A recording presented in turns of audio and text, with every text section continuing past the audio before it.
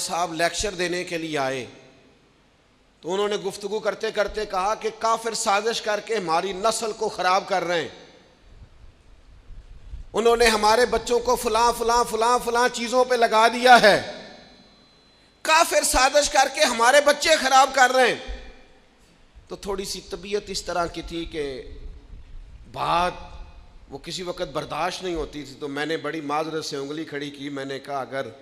خوگر حمد سے تھوڑا سا گلہ بھی سن لے، اگر گستاخی نہ سمجھی جائے تو ایک جملہ کہنے کی اجازت ہو۔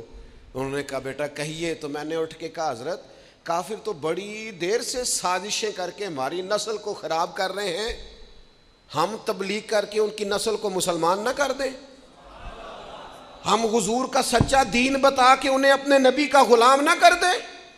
وہ اپنا جعلی سودا بیچیں اور ہماری نسلوں تک پہنچ جائیں۔